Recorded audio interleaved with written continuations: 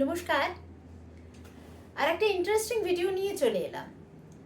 দেখুন, আমরা যখন উচ্চারণ করি সবাই সে অবলাকান্ত, কিছুতেই আমাদের খেয়াল থাকে না।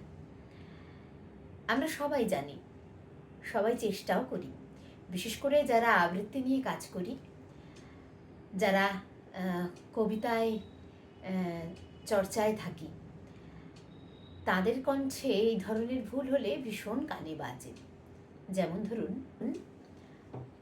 আমরা জানি শব্দগুলি কি, শব্দগুলি একটু বলে নিই। মেঘ, কাঠবেড়ালি, মুখ, চোখ। আমরা বলি যখন, কি বলি? মেঘ বলতে আপত্তি কি? আমরা বলি না মেঘ বলতে আপত্তি কি। মেঘ বলতে, গ নয়, ঘ। কাঠবেড়ালি কথাটা শুদ্ধ উচ্চারণ।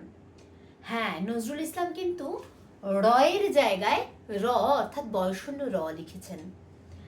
আমরা ডয়শূন্য রয়ের ব্যবহার যেখানে করি সেখানে উচ্চারণটা যেরকম আছে সেরকম হবে, এবং কোথাও বিড়ালি আছে মানে রস্বইকার আছে একারের জায়গায়, সেখানে বিড়ালি বলতে হবে। যেখানে একার আছে সেখানে একারটাই উচ্চারণ করতে হবে।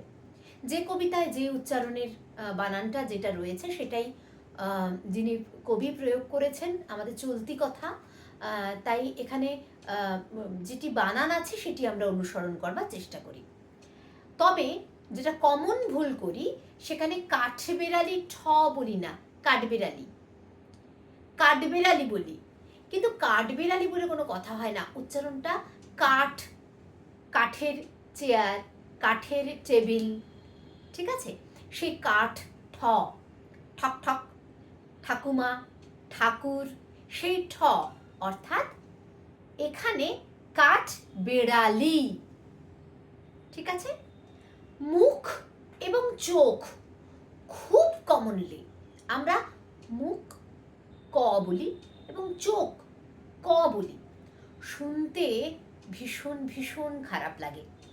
আরও এরকম অনেক অশুদ্ধ উচ্চারণ আমরা করি। যেমন ধরুন, সাঁঝ না সাঁঝ, জ আছে না ঝ আছে, একটু দেখেই বলুন না বন্ধুরা, একটু দেখে নিন। একটু দেখে নিলে আমরা এই ধরনের ভুল কিন্তু কম করব, তাই না? আমরা চেষ্টা করছি উচ্চারণের শুদ্ধতা শিখতে।